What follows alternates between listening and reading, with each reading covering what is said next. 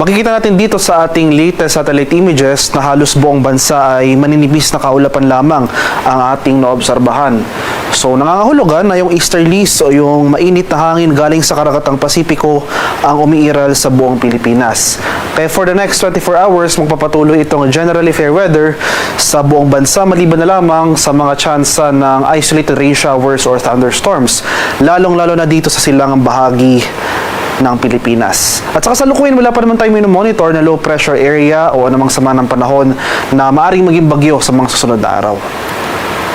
At para naman sa magiging lagay ng ating panahon ngayong araw dito sa Luzon. So for Metro Manila and the rest of Luzon, magpapatuloy itong generally maaliwalas sa panahon ngayong araw. Bagyo maulap hanggang sa maulap na papawirin.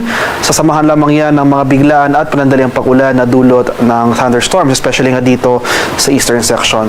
Maximum temperature forecast para sa luwag ngayong araw, posibleng umabot ng 32 degrees Celsius. 34 degrees sa Tuguegarao at 23 degrees Celsius sa Baguio City. Maximum temperature forecast for Metro Manila, posibleng umabot ng 32 degrees Celsius. 30 degrees sa Tagaytay at 32 degrees Celsius sa area ng Legazpi.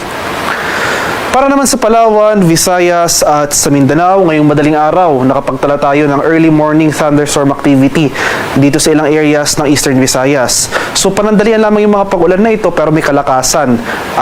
Pero hindi natin ito inaasahan na magtatagal ng buong araw. So for Palawan, Visayas and Mindanao, for today magpapatuloy rin itong generally fair weather conditions. Mainit at malinsang ang panahon simula ngayong umaga hanggang sa tanghali.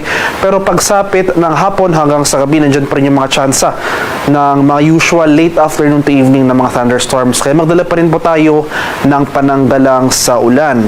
Maximum temperature forecast para sa Kalayaan Islands ngayong araw, posibleng umabot ng 31 degrees Celsius. 32 degrees sa Puerto Princesa, 32 degrees Celsius sa Iloilo, 31 degrees sa Cebu at 32 degrees sa Tacloban City.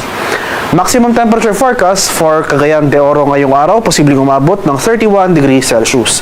33 degrees sa Davao at 34 degrees Celsius sa bahagi ng Zamboanga.